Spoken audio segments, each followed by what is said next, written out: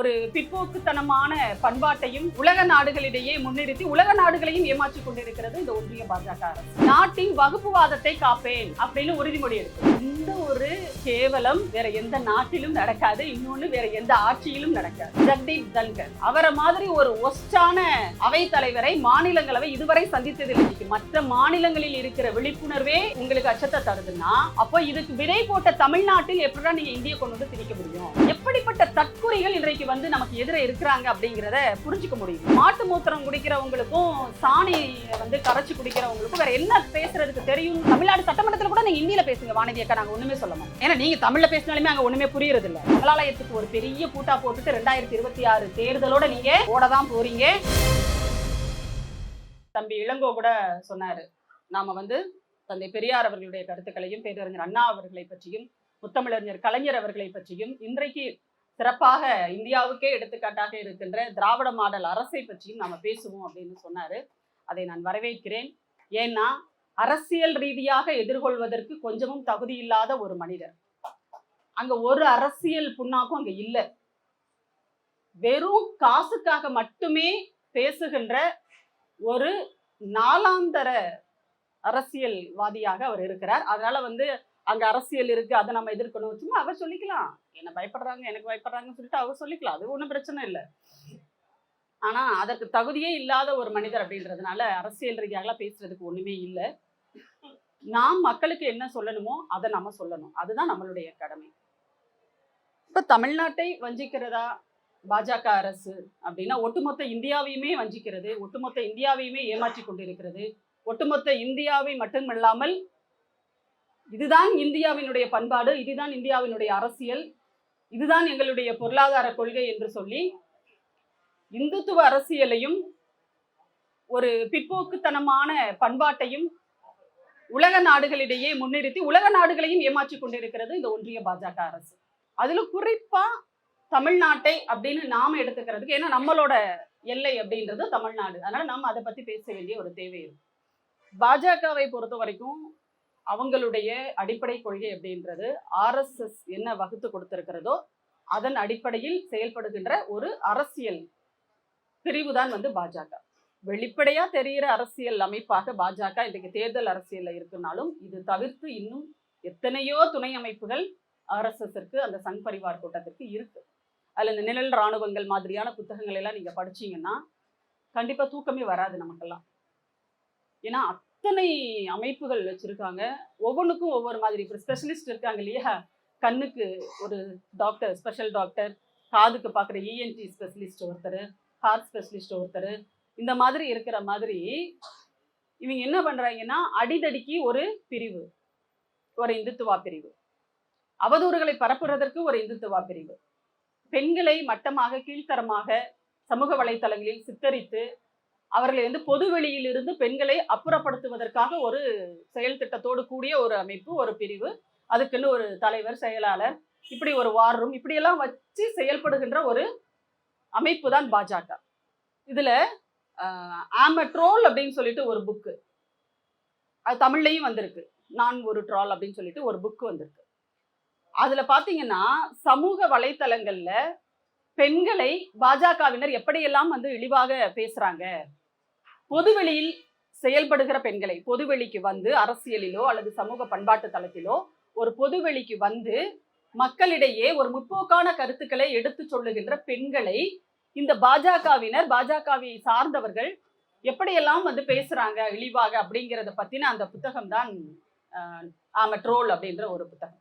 அதுல பாத்தீங்கன்னா அந்த சமூக வலைத்தள ஐடின்னு சொல்லுவோம் இல்லையா, அதாவது இன்ஸ்டாகிராம்ல, ஃபேஸ்புக்ல, ட்விட்டர்ல, குறிப்பா இன்ஸ்டாகிராம்லையும் ட்விட்டர்லையும், இதுல எல்லாத்துலயுமே அவர்களெல்லாம் யார் பின்தொடர்கிறார்கள்னு பாத்தீங்கன்னா இந்த இந்திய நாட்டினுடைய, அதாவது இந்திய நாடுன்னு நம்ம சொல்லலாம், ஆனா அவங்க வந்து அவர்களுடைய பாரத நாடு, அவங்க நினைச்சுக்கிட்டு இருக்காங்க இது அவர்களுடைய பாரத நாடுன்னு சொல்லிட்டு. ஸோ பாரத பிரதமர் யாரு? நரேந்திர தாஸ் தாமோதர் மோடி, அவர் வந்து அவர்களை பின்தொடர்கிறார். நீங்க நல்லா யோசிச்சு பாருங்க. இப்போ நம்ம வீட்டுல தெருவுல ஒரு 10-20 வீடு இருக்குன்னு வச்சுக்கோங்க. அதுல ஏதோ ஒரு பிள்ளை வந்து சரியில்லை, அந்த பையன் வந்து மோசமான பையனா இருக்கான், ஒரு கெட்ட நடத்தை உள்ள பையனா இருக்கான், அல்லது கெட்ட பழக்கங்கள் அவனுக்கு இருக்கு அப்படின்னு தெரிஞ்சா நம்ம என்ன சொல்லுவோம்? நம்ம பிள்ளைங்கள டேய் அவனோட சேராதடா, அவன் பழக்க வழக்கம் சரியில்லை அப்படின்னு நம்ம சொல்லுவோம். ஆனா இவர் என்ன பண்றாரு அப்படின்னா, இந்திய பாரதத்தினுடைய பிரதமர் நரேந்திரதாஸ் தாமோதர் மோடி என்ன பண்றாருன்னா, யாரெல்லாம் பெண்களை சமூக வலைத்தளங்களில் ரொம்ப கேவலமா பேசிட்டு இருக்காங்களோ அவங்களெல்லாம் தேடி தேடி ஃபாலோ பண்றாரு.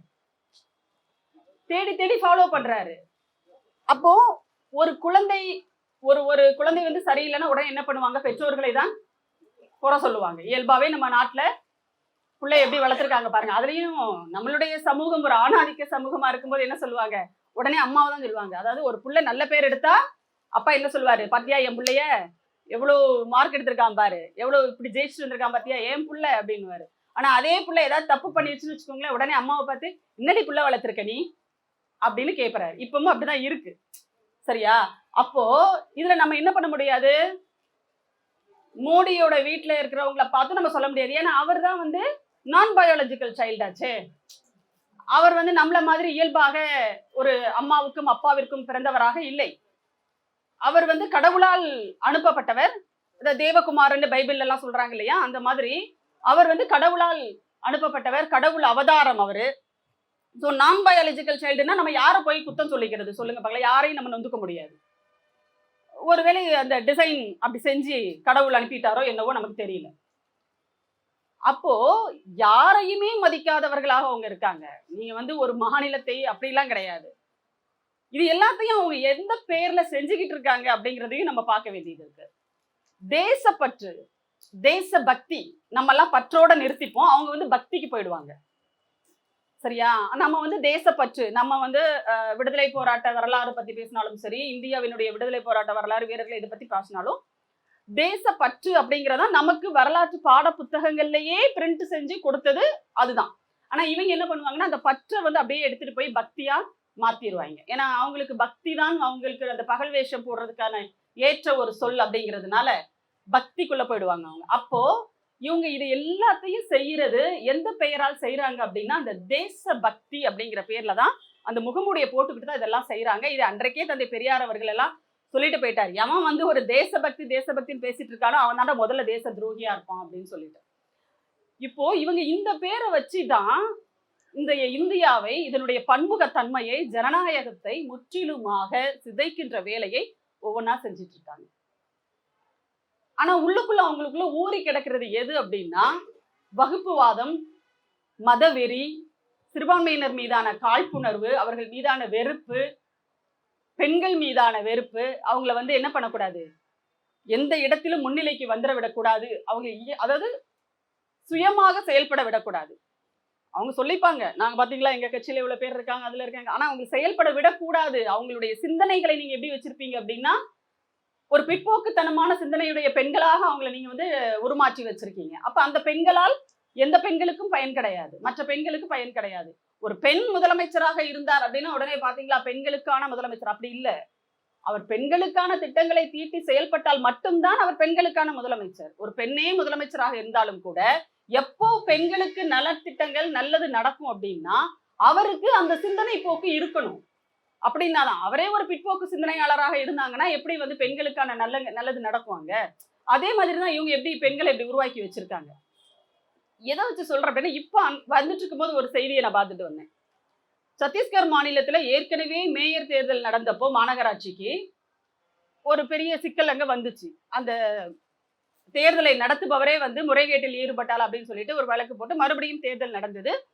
இப்ப மீண்டும் வந்து சத்தீஸ்கர்ல அந்த பிலாஸ்பூர் மாநகராட்சியில பாஜக வந்து மேயர் தேர்தலில் போட்டிட்டு ஜெயிச்சிருக்காங்க. அங்க வந்து ஒரு பெண்ணை வந்து மேயராக தேர்ந்தெடுத்திருக்காங்க. அவங்க பேர் வந்து பூஜா விஸ்வானி அப்படின்னு சொல்லிட்டு நினைக்கிறேன், பூஜா நினைக்கிறேன். அவங்க வந்து பதவி பிரமாணம் எடுத்துக்கிறாங்க. பதவி பிரமாணம் எடுத்துக்கும் போது, அதாவது நாட்டின் இறையாண்மையை காப்பேன் என்று உறுதிமொழி எடுத்துக்கொள்கிறேன் அப்படின்னு அந்த அம்மா எடுக்கணும். ஆனா அந்த அம்மா என்ன சொல்லி இருக்கு அப்படின்னா, நாட்டின் வகுப்புவாதத்தை காப்பேன் அப்படின்னு உறுதிமொழி எடுத்திருக்கு. நீங்க யோசிச்சு பாருங்களேன். ஓகே, டங்க் ஸ்லிப் அவங்க அடிக்கடி சொல்லுவாங்கல்ல, டங்க் ஸ்லிப் பண்ணுவாங்கல்ல, டங்க் ஸ்லிப்னா கூட நாட்டின் இறையாண்மையை காப்பேன் அப்படிங்கிறத நாட்டின் இறைவனை காப்பேன்னு கூட நீ சொல்லிட்டு போலாம். அது கூட ஓகே டங் ஸ்லிப்புப்பா அப்படின்னு எடுத்துக்கலாம். அது எப்படி சம்பந்தமே இல்லாம இறையாண்மை எப்படி வகுப்புவாதமா மாறுது? ஏன்னா அங்க அதுதான் இருக்கு. இப்படிப்பட்ட ஒரு சொல்லை தமிழ்நாட்டில் யாராவது பயன்படுத்துவார்களா? யோசிச்சு பாருங்க. ஆனா அங்க ஒரு மேயர் தேர்தல்ல மேயராக தேர்ந்தெடுக்கப்பட்டிருக்கிற ஒரு மேயர் பதவியேற்பின் போது அதை சொல்றாரு. அப்புறமா மாவட்ட ஆட்சித்தலைவர் பதறி போய் சொன்னதுக்கு அப்புறமா அதை திருத்தி அந்த அம்மா சரியா சொல்லியிருக்காங்க. சம்பந்தமே கிடையாதுங்க. வகுப்புவாதத்திற்கும் இறையாண்மைக்கும் என்ன தொடர்பு? ரெண்டு வேற வேற திசை. அது இது வடக்கன்னா அது தெற்க. அப்போ அவர்களுடைய இயல்பாகவே அவர்களுக்குள் இருக்கின்ற அந்த வகுப்புவாதம் அதைத்தான் அவங்க இங்க காப்பாற்றுவதற்கு நினைக்கிறாங்க. அதை தான் அந்த அம்மா சொல்லியிருக்காங்க. தமிழ்நாட்டில் சட்டமன்றத்தில் உளமாற உறுதியேற்கிறேன் என்பதை அண்ணா அவர்கள் தொடங்கி வைத்தார். கடவுளின் பெயரால் என்பதை மாற்றி உளமாற இன்றைக்கு வரைக்கும் திமுகவினுடைய சட்டமன்ற உறுப்பினர்கள், ஏன் மாற்று கட்சியில் இருப்பவர்கள் கூட பல நேரங்களில் இதைத்தான் பயன்படுத்துறாங்க. உளமாற அப்படிங்கிறத தான் பயன்படுத்துறாங்க. ஆனா அங்க என்ன மாதிரி போகுதுன்னு பாருங்க. அதை விட ஒருபடி மேல போய் ஒரு ஊராட்சி மன்ற தலைவியாக தேர்ந்தெடுக்கப்பட்டிருந்த ஒரு அம்மா, பார்வதின்னு நினைக்கிறேன் அவங்க பேரு, அவங்க பதவி ஏற்கும் போது கலைஞரின் பெயரால் பதவி ஏற்கிறேன் அப்படின்னு சொல்லிட்டு அவங்க மாத்தி மாத்தி சொல்றாரு பக்கத்துல இருக்கிறவரு. ஒருவேளை அந்த அம்மா தெரியாம தப்பா படிச்சிருச்சு போல இருக்கு அப்படின்னு சொல்லிட்டு கடவுளின் பதிலா கலைஞரின்னு சொல்லிருச்சு போல அப்படின்னு நினைச்சிட்டு அவர் மறுபடியும் சொல்றாரு, இல்லம்மா அப்படின்றாரு. இல்ல, கலைஞரின் பெயரால் பதவி ஏற்கிறேன் அப்படின்னு திரும்ப திரும்ப அவங்க ரொம்ப தெளிவா சொன்னாங்க. ஏன்னா இங்க யாரு மக்களை காப்பாற்றினார், யாரு மக்களுக்காக பாடுபட்டார், யாரு திட்டங்களை தீட்டினார், இன்னைக்கு தமிழ்நாட்டை நவீன தமிழ்நாடுன்னு நம்ம எல்லாம் பெருமையோட பேசிக்கிறோமே, இதையெல்லாம் யாரு செஞ்சாங்க அப்படிங்கறதெல்லாம் புரிந்ததனால் அந்த பெண்மணி இன்னொரு பக்கம் போகணும்னா உள்ளாட்சிகளில் இடஒதுக்கீடு பெண்களுக்காக வழங்கியவர் யார் அப்படின்ற அந்த உண்மை உணர்ந்த காரணத்தினால் அந்த பெண்மணி என்ன செஞ்சாங்க அப்படின்னா கலைஞரின் பெயரால் பதவியேற்கிறேன் அப்படின்னு சொன்னாங்க. இது தமிழ்நாடு. ஆனா அங்க பாருங்க, வகுப்புவாதத்தை காப்பாற்றுவேன்னு ஒரு மேயர். அப்ப அவங்களுடைய அந்த மாநகராட்சியினுடைய செயல்பாடுகள் எப்படி இருக்கும் அப்படிங்கிறத நம்ம இப்பவே முடிவு பண்ணிக்கலாம். எப்படி கும்பமேளா மிக சிறப்பாக நடத்தினீர்கள் அப்படின்னு சொல்லிட்டு இந்த நாட்டினுடைய தேசிய பாதுகாப்பு ஆலோசகர் அஜித் தோவல் அந்த ஊபியினுடைய மாவட்ட ஆட்சித்தலைவர்கள்லாம் கடிதம் எழுதினாரோ பாராட்டி. ஏன்னா ஒரு நாட்டினுடைய தேசிய பாதுகாப்பு ஆலோசகருக்கான வேலையை பாருங்க, என்ன வேலை? கும்பமேளாவை அது இருக்கிறதுலேயே கேவலமானது. அந்த அந்த வீடியோகள் எல்லாம் நீங்க பார்த்துருப்பீங்கன்னு நினைக்கிறேன். தெரியாதனமா எதையாவது ஒரு ரீல்ஸ்ல அந்த வீடியோவை தொட்டுட்டீங்கன்னா தொடர்ந்து கர்மம் அதான் வந்துகிட்டே இருக்கும். பார்க்க முடியாது, அதை நம்மளா கண்கொண்டு பார்க்க முடியாது. அவ்வளவு ஒரு அசிங்கம், அவ்வளவு ஒரு என்ன சொல்ற அழுக்கு. அது அவங்களுடைய சிந்தனையில மட்டும் கிடையாதுங்க, ஒட்டுமொத்தமா ஆளே அழுக்கா இருப்பாங்க அதுல. இதெல்லாம் பார்த்துட்டு நம்மளால என்ன பண்ண முடியாது, சோறு கூட திங்க முடியாது அதெல்லாம் பார்த்தோம் அப்படின்னா. அதை சிறப்பாக நடத்தினார்ன்றதுக்காக உத்தரப்பிரதேசத்தினுடைய மாவட்ட ஆட்சியருக்கு இந்த நாட்டினுடைய தேசிய பாதுகாப்பு ஆலோசகர் என்ன பண்றாரு, பாராட்டி கடிதம் எழுதுகிறார். மிக சிறப்பா நீங்க கும்பமேளாவை நடத்துறீங்க. இந்த ஒரு கேவலம் வேற எந்த நாட்டிலும் நடக்காது, இன்னொன்னு வேற எந்த ஆட்சியிலும் நடக்காது. ஒன்றியத்தில் பாஜக இருப்பதால் வருகின்ற கேடுகள் இதெல்லாம் நமக்கு. இப்ப மாநிலங்கள் மேல அவங்களுக்கு என்ன பிரச்சனை? அது மாநிலங்கள் பாஜக ஆளுகின்ற மாநிலமாக இருந்தாலும் சரி, அல்லது பாஜக ஆளாத மாநிலமாக இருந்தாலும் சரி, மாநிலம் என்றாலே பாஜகவுக்கு பிடிக்காது. மாநிலம் அப்படின்னு சொன்னாலே RSSக்கு பிடிக்காது. ஏன்னா அவர்களுக்கு இந்த இந்திய நாட்டை மாநிலங்களாக சரியான ஒரு நிர்வாகத்தின் கீழ் கொண்டு வரணும் அப்படிங்கிற எண்ணமெல்லாம் அவங்களுக்கு கிடையாது. அவங்களுக்கு இந்த மாநிலங்கள் வாரியாக இந்த நாடு பிரிக்கப்பட்டு ஒவ்வொரு மாநிலமும் ஒவ்வொரு தனித்தன்மையோடு இருப்பது அப்படிங்கிறதே அவர்களுக்கு ஒரு உறுத்தலான விஷயமா இருக்கு. அதெல்லாம் அவங்களுக்கு பிடிக்காது. எல்லாம் ஒரே மாதிரியா இருக்கணும், எல்லாம் ஒரே காவி கலரா இருந்துச்சுன்னா அவங்களுக்கு அப்படியே அந்த காவி பல் கரை படிந்து அந்த காவி பற்கள் தெரிய நல்லா சிரிப்பாங்க, அப்படின்னா சந்தோஷமா இருக்கும். எப்படி இப்ப நாடாளுமன்றத்துல பாஜக உட்கார்ந்து இருக்கிற அந்த பகுதி முழுக்க ஒரே காவி மயமா தெரியுதோ, அதே மாதிரி ஒட்டுமொத்தமா தெரிஞ்சிருச்சுன்னா அவங்களுக்கு ரொம்ப மகிழ்ச்சியா இருக்கும். அந்த நாடாளுமன்ற கட்டடம் உங்களுக்கு எல்லாம் பிடிச்சிருக்கா? ஐயோ, ஆமாமா, எனக்கு என்னவோ அது ஒரு சிறைச்சாலை மாதிரியே தெரியுது. ஜனநாயகத்தை சிறை வைத்திருக்கிற ஒரு சிறைச்சாலை மாதிரி தெரியுது. அது அதோட தோற்றத்தை பாருங்களேன். இது பழைய நாடாளுமன்ற கட்டடத்தை பாருங்க, அதோட கம்பீரம் எப்படி இருந்துச்சு. அது எவ்வளவு பெருமையா இருந்துச்சு. எங்க எங்க நாட்டினுடைய நாடாளுமன்றத்தை பாருங்கடா நீ. இன்னைக்கெல்லாம் ஐயோ வேணாண்டா, யாருமே வந்து நாடாளுமன்றம் உங்க நாடாளுமன்றம் எப்படி இருக்குன்னு தயவு செஞ்சு எங்ககிட்ட கேட்டுறாதீங்க, எங்களால என்ன பண்ண முடியாது, நல்லதா 4 வார்த்தை கூட சொல்ல முடியாத நிலைக்கு நாங்க இருக்கிறோம் அப்படின்ற மாதிரி தான் அது இருக்குது.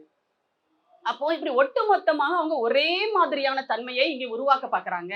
ஆனா நாம என்ன செய்யறோம், இந்த நாட்டினுடைய பன்மைத்துவத்தை காப்பாற்றுவதற்காக தமிழ்நாடு முன்னணியில் நின்று போராடி கொண்டிருக்கிறது. இதுதான் இதுல இருக்கிற விஷயம். இப்ப இவங்களுக்கு மாநிலங்களே இருக்கக்கூடாது. RSS பொறுத்தவரை மாநிலங்கள் எல்லாவற்றையும் அழித்து விட்டு, அதாவது மாநிலங்களை அழித்து விட்டுன்னா விட்டா அழிச்சிருவாங்க, அது வேற. ஆனா மாநிலம் என்ற அந்த எல்லைகளை எல்லாம் கோடு போட்டது எல்லாத்தையும் ரப்பர் வச்சு அழிச்சிட்டு இவங்க என்ன பண்ண போறாங்க அப்படின்னா, அவங்களுக்கு வந்து இந்த ஜன்பத்துகள் அப்படின்னு சொல்லுவாங்க, குட்டி குட்டியான ஒரு என்ன சொல்றது பஞ்சாயத்துகளாக பிரிச்சிடுறது. அப்படி வந்து பிரிச்சுட்டு மொத்த அதிகாரத்தையும் நாக்பூரில் வைத்துக்கொண்டு அங்கிருந்து ஆட்சி செலுத்துவது. பண்டைய இந்தியா அப்படின்னு இவங்க சொல்றாங்க இல்லையா, அப்படிலாம் ஒண்ணுமே கிடையாது. இப்பெல்லாம் நிறைய பிரிஞ்சு பிரிஞ்சு கிடந்துச்சு. அப்படி ஒரு மன்னராட்சி முறையை, ஒரு ஒரு அதிபராட்சி முறையை வந்து அவங்க ஒரு இடத்திலிருந்து ஒட்டுமொத்த நாட்டையும் தேசத்தையும் ஆள்வதற்கான வேலைகளை அவங்க செஞ்சுட்டு இருக்காங்க. இன்னைக்கு இவங்க கொண்டு வருகின்ற டீலிமிட்டேஷன் உட்பட, தொகுதி மறுவரையறை உட்பட அவர்களுடைய திட்டத்தினுடைய ஒரு பகுதியாக தான் இது இருந்துகிட்டு இருக்கு. அப்போ இப்படி இருப்பவர்களுக்கு மாநிலங்கள் என்றால் ஒவ்வாமை அப்படின்றதுனால மாநிலங்களை அழிப்பதற்கு என்ன செய்யலாம்? அதுக்கு நம்ம குடியரசுத் தலைவர் மிகப்பெரிய அறிவாளி, மாண்புமிகு, நம்ம அப்படிதான் சொல்லி தொலைய வேண்டியது இருக்கு. ஏன்னா அந்த பதவிக்கான ஒரு மரியாதையை நாம அரசியலமைப்பு சட்டம் கொடுத்திருக்கு, அதை நம்மளும் வந்து பின்பற்றி தான் ஆகணும். அப்போ அந்த மாண்புமிகு துணை குடியரசுத் தலைவர் ஜெகதீப் தன்கர், அவரை மாதிரி ஒரு ஒஸ்டான அவை தலைவரை மாநிலங்களவை இதுவரை சந்தித்ததில்லை அப்படின்றது நம்முடைய நாடாளுமன்ற உறுப்பினர்களினுடைய கருத்தா இருக்கு. அப்படிப்பட்ட அந்த குடியரசுத் தலைவர் ஜெகதீப் தன்கர் சொல்றாரு, ஒரு பிராந்தியத்தை அழிக்க வேண்டும் என்று சொன்னால் அங்கிருக்கிற மக்கள் பேசுகின்ற மொழியை அழித்து விட்டால் போதும். எந்த நேரத்துல அவர் இதை சொல்றாருன்னு பாருங்க. சரியாக மும்மொழி கொள்கையை எதிர்த்து, இந்தி திணிப்பை எதிர்த்து, புதிய கல்விக் கொள்கை திணிப்பை எதிர்த்து தமிழ்நாடு ஒரு மிகப்பெரிய போராட்டத்தை, ஒரு மிகப்பெரிய எதிர்ப்பை தெரிவிச்சிட்டு இருக்கிற இந்த சூழல்ல இந்த துணை குடியரசுத் தலைவர் என்ன சொல்றாரு, ஒரு பிராந்தியத்தை அழிக்கணும்னா நீங்க என்ன பண்ணுங்க, அதனுடைய மொழியை அழிங்க அப்படின்றத அவர் என்ன பண்றாரு, எடுத்து கொடுக்கிறார். ஒருவேளை மறந்துட்டாங்களோ, ஒருவேளை மோடியும் அமித்ஷாவும் 10 லட்சம் ரூபாய் கோட்டு போட்டு 800 கோடி ரூபாய் விமானத்துல பறந்துகிட்டு காலையிலும் மாலையிலும் இரவிலும் வெளிநாட்டு உணவுகளை எல்லாம் சாப்பிட்டுக்கிட்டு அப்படியே சொகுசு வாழ்க்கையை வாழ்ந்துட்டு இருக்காங்க. ஒருவேளை நீங்க மறந்துட்டாங்க போல இருக்கு அப்படிங்கிறதுனால அந்த RSS உறுப்பினராக அவர் எல்லாருமே obviously அதுல எல்லாருமே RSS உறுப்பினர்கள் தான். ஜெகதீப் தன்கரும் அப்படித்தான். அப்ப அவர் என்ன பண்றாருன்னா எடுத்து கொடுக்குறாரு, ஏய் பாத்துக்காங்கப்பா இதுதான் அப்படின்னு எடுத்து கொடுக்குறாரு. அதனால இப்ப என்ன பண்றாங்க அப்படின்னா, இங்க இருக்கிற பாஜக காரங்க எல்லாம் கதறாங்க, நம்ம காலில் விழாத குறையா கெஞ்சி எப்ப மும்மொழி கொள்கையை ஏத்துக்கங்கடா சாமி, எங்களால முடியல, அங்க இருந்து எங்களை என்ன பண்றாங்க கொட்டை கொடைன்னு கொடையிறாங்க அப்படின்றாங்க. ஆனா நம்ம தெளிவா இருக்கோம், தமிழ்நாடு தெளிவா இருக்கு, தமிழ்நாட்டு மக்கள் தெளிவா இருக்கு. இன்னைக்கு கோலத்துல எல்லாம் என்ன பண்றாங்க, தமிழ் வாழ்க இந்தி ஒழிக. இது வரைக்கும் நாங்க இந்தி ஒழிகன்னுலாம் சொன்னது இல்ல. நல்லா பாருங்க, இந்த இந்தி திணிப்பு எதிர்ப்பு போராட்டம் பத்தி தலைவர் கலைஞர் அவர்கள் பேசிய ஒரு வீடியோ இப்ப நிறைய வந்து சமூக வலைத்தளங்கள்ல பரவிட்டு இருக்கு. அப்ப கலைஞர் அவர்கள் என்ன சொல்றாங்க அப்படின்னா, நாங்கள் இந்தி வாழ்கன்னு தான், சாரி தமிழ் வாழ்கன்னு தான் சொன்னமே தவிர ஒரு நாளும் இந்தி ஒழிகன்னு நாங்க சொன்னல. எந்த மொழியையும் ஒழிக என்று சொல்வது எங்களுடைய பண்பு அல்ல. அதனாலதான் தமிழ்தாய் வாழ்த்துல கூட ஆரியம் போல் உலக வழக்கழிந்து ஒளிந்து சிதையா உன் சீரழமை அப்படிங்கிறத, அந்த ஆரியம் போல் அப்படிங்கிற வார்த்தையை நாங்க எடுத்துட்டு போட்டோம். ஆனா இன்னைக்கு என்ன தெரியுமா, அதாவது இந்த மல்லாக்க படத்துக்கிட்ட எச்சி துப்புற முட்டாள்தனம் இருக்கு இல்லையா, அதை இன்னைக்கு துக்ளக் பண்ணிட்டு இருக்கு. ஒவ்வொரு துக்ளக்கினுடைய ஆண்டு விழாவிலையும் நம்ம வந்து அந்த 2 வரியை எடுத்துட்டு தமிழ்தாய் வாழ்த்தை நம்ம சிதைச்சிட்டோமா. அவர்களுக்கு அவ்வளவு அக்கறை தமிழ் மேல, தமிழ் மேலையும் தமிழ்தாய் வாழ்த்து மேலையும் முழுசா பாடுறாங்க. ஐயோ உங்க ஆரிய மொழியத்தாண்டா அங்க திட்டி இருக்குது, வேணாம்னு சொல்லிட்டு தான் நாங்க எடுத்துட்டு பெருந்தன்மையோட அதை போட்டிருக்கோம். ஆனா நீ என்ன பண்ற, பரவாயில்ல நானே என் மேல எச்சில் துப்பிக்கிறேன்னு சொல்லிட்டு நீ பாட்டுக்கு போட்டுட்டு இருக்க. அப்போ இந்தியை பற்றிய ஒரு பார்வை தமிழ்நாட்டில் என்னவாக இருந்ததுன்னா, அதுவும் ஒரு மொழி, இந்தியாவில் இருக்கிற ஒரு பகுதியில் பேசப்படுகிற ஒரு மொழியா இருக்குது. நீங்க வேணா சொல்லிக்கலாம் இந்தி பேசுறவர்களினுடைய எண்ணிக்கை 45% இருக்கு, 40% இருக்குன்னு சொல்லிட்டு போஜ்பூரி பேசுற மக்களுடைய கணக்கையும், சந்தாலி பேசுற மக்களுடைய கணக்கு, ராஜஸ்தானி பேசுற மக்களினுடைய கணக்கு, பீகாரி பேசுகிற மக்களுடைய கணக்கு, இது எல்லாத்தையும் ஒன்னா சேர்த்து குலுக்கி போட்டு நீ என்ன பண்ணிக்கலாம், இது எல்லாம் இந்து பேசுற மக்களுடைய எண்ணிக்கைன்னு சொல்லிட்டு நீ வேணா ஒரு போர்ஜரியா ஒரு கணக்கை நீ காட்டலாம். ஆனால் தமிழ்நாட்டை பொறுத்தவரை, எங்களை பொறுத்தவரை ஒவ்வொருவருக்கும் அவரவருடைய தாய்மொழி சிறந்தது. அதை 10 பேர் பேசுறாங்களோ 15 பேர் பேசுனாங்களோ இல்ல பேசுவதற்கு ஆள் இல்லையோ, ஏதோ ஒரு காலத்தில் இருந்த மொழி, இப்போ சமஸ்கிருதம் மாதிரியான ஒரு செத்த மொழியாக இருந்தாலும் சரி, ஏதோ ஒரு காலத்தில் பேசப்பட்ட ஒரு மொழியாக இருந்திருக்கிறது. அது உங்களுக்கான ஒரு ஒரு பிரிவினருக்கான, பார்ப்பனர்களுக்கான, பிழைப்புக்கான ஒரு மொழியாக இருக்கிறது என்று சொன்னாலும் கூட அவரவர்கள் மொழி அவரவர்களுக்கு உயர்ந்தது என்ற எண்ணம் உடையவர்கள் தமிழர்கள். ஆனா இன்னைக்கு எங்களையே நீங்க என்ன சொல்ல வச்சுட்டீங்க அப்படின்னா, இந்தி ஒழிக அப்படின்னு சொல்ல வச்சுட்டீங்க. யாரையுமே எதிரிகளாகவோ எந்த மொழியையும் நமக்கு எதிரான மொழியாகவோ நம்ம பார்த்ததே கிடையாது. ஆனா இன்னைக்கு என்னன்னா, இவங்க ஒவ்வொன்னையா நம்ம மேல திணிக்க இன்னைக்கு வட மாநிலத்தை சார்ந்த சகோதரர்களை எல்லாம் இங்க என்ன சொல்றது, ஒரு ஒரு பெருந்தன்மையோடு தமிழ்நாட்டு மக்கள் ஏற்றுக்கிட்டு இருக்காங்க. ஆனா இப்ப இவங்க இதெல்லாம் பண்ண என்ன ஆகும் இயல்பா அப்படிங்கிற அந்த அறிவு அவங்களுக்கு இல்ல. இது ஒரு மனிதர்களுக்கு இடையிலான ஒரு பகையுணர்ச்சியை ஏற்படுத்தக்கூடிய காரியங்களை இன்றைக்கு ஒன்றிய பாஜக அரசு தொடர்ந்து செஞ்சுட்டு இருக்காங்க. ஏன்னா அவங்களுக்கு அங்கிருந்து வருகிற வட மாநில தொழிலாளர்களை பற்றிய கவலையோ அல்லது அவர்களுடைய வாழ்வாதாரத்தை பற்றிய கவலையோ அப்படிலாம் எதுவுமே கிடையாது. அவர்களுக்கு தேவை ஒரு மாநிலம் அவர்களுக்கு எதிராக இருக்கிறதுன்னு சொன்னா அது உள்ள பூந்து என்ன பண்ணிடணும், ஆட்டையை கலைச்சு விட்டுறணும், அவ்வளவுதான். அதுக்காக தான் அங்க இருந்து திட்டமிட்டு இப்ப திருப்பூர், கோயம்புத்தூர் பகுதிகள் எல்லாம் பாத்தீங்கன்னா திட்டமிட்டு வடமாநில சகோதரர்களை கொண்டு குடியமர்த்துகிற வேலையை செஞ்சிட்டு இருக்காங்க. எப்படி ஈழத்தில் திட்டமிட்டு தமிழர்கள் வாழுகின்ற பகுதிகளில் சிங்கள குடியேற்றம் நடத்தப்பட்டதோ அதே மாதிரி இன்றைக்கு தமிழ்நாட்டில் வடமாநிலத்தை சார்ந்தவர்களை திட்டமிட்டு குடியமர்த்துகின்ற வேலையை இந்த ஒன்றிய பாஜக அரசு செய்யுது. ஆனா இது அவர்களுக்கு அந்த மக்களுக்கு நல்லதில்லை அப்படிங்கிறத அந்த மக்கள் தான் உணரணும். இங்க வர்றாங்க, ரைட்டு, ஒரே நாடு ஒரே ரேஷன் கார்டு, நாங்க ரேஷன் பொருட்கள் கொடுக்கிறோம், நீங்க வாழ்ந்துட்டு போங்க, அதெல்லாம் நம்ம எதுவுமே சொல்லலை. ஏன்னா காலமாக இந்தியா என்ற ஒரு பெரிய ஒரு ஜனநாயக நாட்டுல யாரு வேணாலும் எங்க வேணாலும் போகலாம், தொழில் தொடங்கலாம், அவர்களுடைய வாழ்க்கையை அமைச்சிக்கலாம், வாழ்வாதாரத்தை பெருக்கிக்கலாம். இது அரசியல் அமைப்பு சட்டமே கொடுத்திருக்கிற உரிமை அப்படிங்கிறது. ஆனால் அதை இந்த ஒன்றிய பாஜக தன்னுடைய சுயநல அரசியலுக்காக பயன்படுத்தி கொள்கிறது. அந்த மக்களையும் பழிவாங்கி கொண்டிருக்கிறது அப்படிங்கிறதையும் அந்த மக்கள் உணரணும். ஒண்ணு, இப்போ ஒரு மாநிலத்தை நம்ம சொல்லுவோம் இல்லையா, ஒரு இனத்தினுடைய அடையாளம் அப்படின்றது அதனுடைய மொழிதான் அதனுடைய அடையாளம் அப்படின்னு. ஒரு இனத்தை அழிக்கணும்னா அது பேசுகின்ற அதனுடைய மொழியை அழிச்சிட்டா போதும் அப்படின்னு நம்ம நிறைய மேடைகளில் சொல்லுவோம். நாம இன்னைக்கு அதை ஜெகதீப் தன்கர் சொல்றாருன்னா, நம்ம சொல்வதற்கும் உங்க மொழியை நீங்க காப்பாத்திக்கோங்கன்றதுக்காக நம்ம சொல்றோம், அவர் என்ன சொல்றாருன்னா அவங்களை அழிக்கிறதுக்காக நீ இதை பயன்படுத்திக்கோன்னு சொல்லிட்டு அவர் சொல்றாரு. ஆனா இன்னைக்கு என்ன ஆயிருக்குது நிலைமை அப்படிங்கிறது தான் இதுல இருக்கிற விஷயமே. எல்லா மாநிலங்களுமே இன்றைக்கு விழித்து கொண்டன அப்படிங்கிறது தான். தமிழ்நாட்டில் 38 தொடங்கி 86 வரை பல்வேறு காலகட்டங்களில், முதல் இந்திய எதிர்ப்பு போராட்டம் 38ல தொடங்கி அடுத்தடுத்து நடந்த 65, அதுக்கப்புறம் 86 வரை நடந்த போராட்டங்கள் எல்லாமே இன்றைக்கு ஒட்டுமொத்த இந்தியாவுக்குமே ஒரு செய்தியை சொல்லி இருக்கிறது. இங்கே தமிழ்நாட்டில் திராவிடர் கழகமும் தந்தை பெரியார் அவர்களும் சுயமரியாதை இயக்கம் தொடங்கி தந்தை பெரியார் அவர்களும், அதை தொடர்ந்து திராவிடர் கழகம், அதை தொடர்ந்து திமுக உள்ளிட்ட அனைத்து கட்சிகளும் இங்கே தமிழ்நாட்டில் முன்னெடுத்த மொழி போராட்டம் தான் மற்ற மாநிலங்களினுடைய மொழியையும் இரண்டாம் தர மொழியாக சமஸ்கிருதம் இந்தியோடு சேர்த்து அவர்கள் அந்த மொழியை இரண்டாம் தர மொழியாக ஆக்கிவிடாமல் பாதுகாத்திருக்கிறது என்ற உண்மையை இன்றைக்கு மற்ற மாநிலங்கள் எல்லாம் உணர்ந்திருக்காங்க. நீங்க கலைஞர் அவர்கள் உடல்நிலை சரியில்லாமல் இருக்கும்போது கோபாலபுரம் வீட்டுல மேற்கு வங்கத்திலிருந்து ஒரு அறிஞர் சந்திக்கிறார். அந்த மாநிலத்தினுடைய ஒரு எழுத்தாளர் அவர் சந்திக்கிறாரு. சந்திச்சுட்டு கார்கே சாட்டர்ஜி அவர் பேரு, அவர் செய்தியாளர்கிட்ட பேசும்போது அவர் சொல்றாரு, ஏன் நீங்க குறிப்பா தலைவர் கலைஞரை சந்திக்க வந்தீங்க அப்படின்னு கேட்கும்போது அவர் சொல்றாரு, இல்ல நான் அவரை பார்க்கணும்னு ஆசைப்பட்டு வந்தேன். ஏன்னா இங்கே திமுக முன்னெடுத்த இந்தி திணிப்பு எதிர்ப்பு போராட்டம் தான் என்னுடைய தாய்மொழியான வங்க மொழியையும் காப்பாற்றி இருக்கிறது, அதற்காக நான் அவரை பார்க்க வந்தேன் அப்படின்னு அவர் சொன்னார்.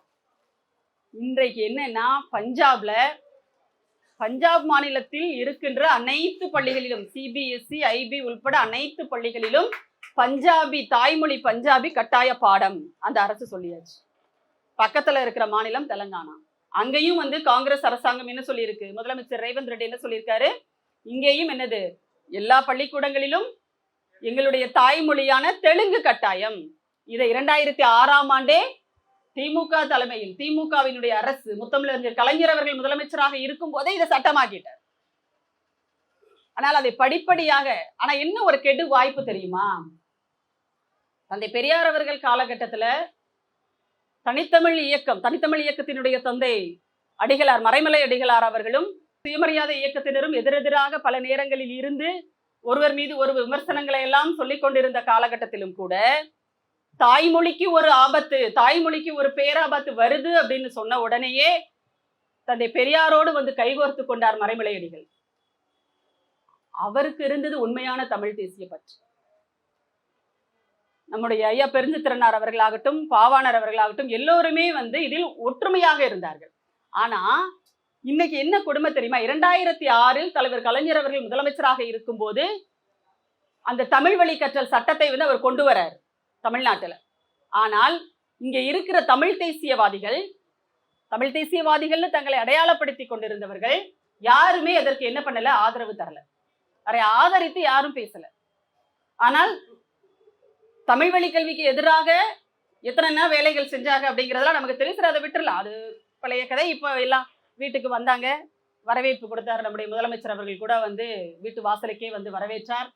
அது அவருடைய பெருந்தன்மை.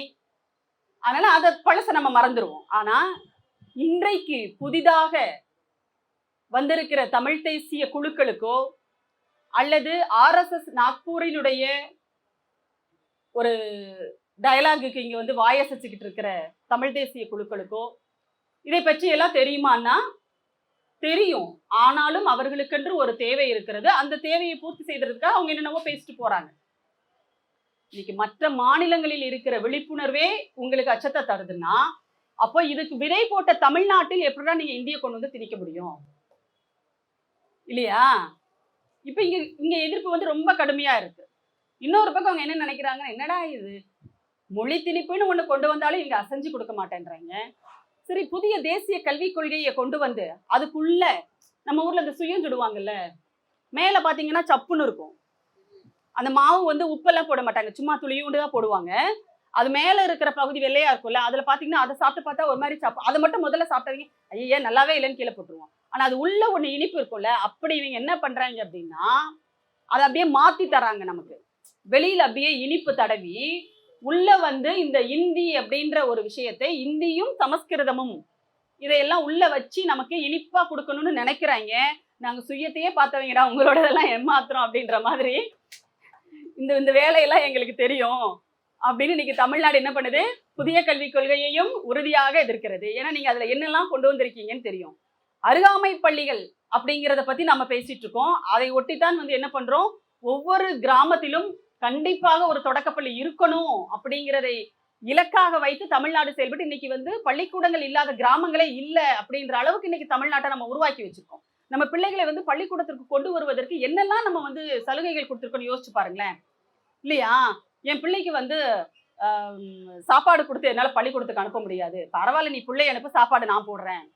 அன்றைக்கு காமராஜர் அவர்கள் சொன்னார். இன்னைக்கு காலையிலேயே நீ பிள்ளைய பள்ளிக்கூடத்துக்கு அனுப்பிடு, நான் காலையிலயும் சாப்பாடு தரேன், மத்தியானமும் சாப்பாடு தரேன். இன்னைக்கு காலை சிற்றுண்டி திட்டம் பக்கத்துல இருக்கிற மாநிலங்கள் இல்லைங்க, மற்ற நாடுகள் இன்னைக்கு அதை பின்பற்றிட்டு இருக்காங்க. இங்கிலாந்துல நீங்க யோசிச்சு பாருங்களேன்.